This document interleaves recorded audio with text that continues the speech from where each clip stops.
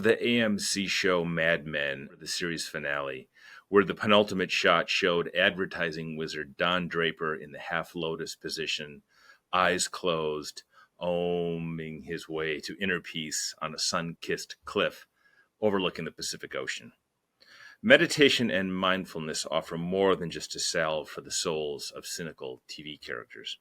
They offer real-world benefits for attorneys toiling in an adversarial system whose demands in this digital era seemingly never let up.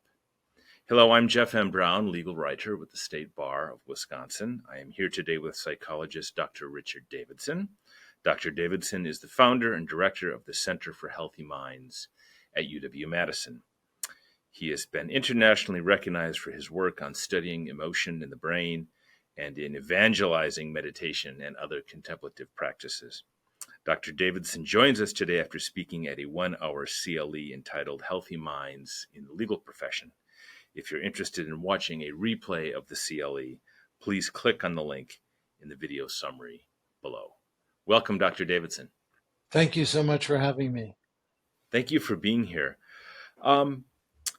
Attorneys tend to focus on tangible things that can be proved or disproved.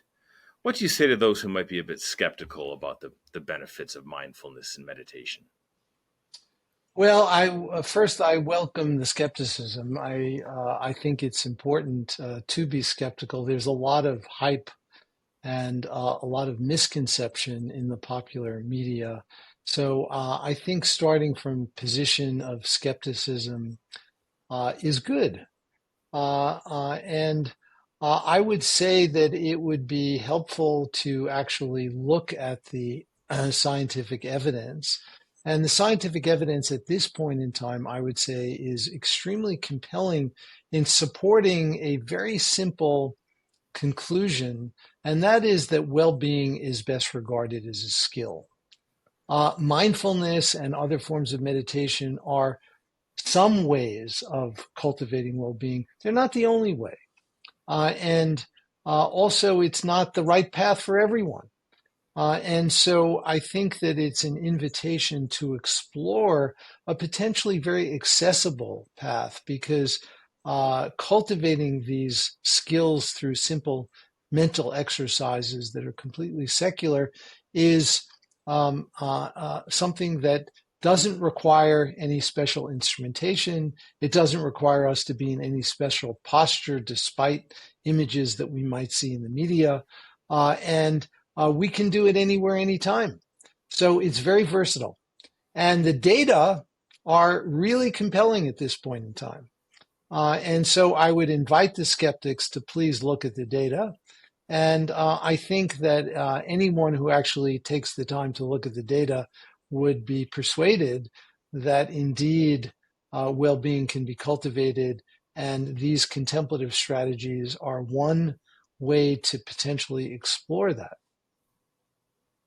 Well, I more than most appreciate the fact that no specific physical position is required, despite my mention of the half lotus position in the intro, because I am 6'6". I have 54-year-old knees, and I don't think that I'll ever be able to contort my my long legs into that position. How can mindfulness and meditation and some of the other practices and skills you just talked about, how can those help attorneys have healthier minds? Well, I've got a lot of attorneys around me in my family, and I actually had the wonderful opportunity of giving a keynote address to the entire Wisconsin judiciary.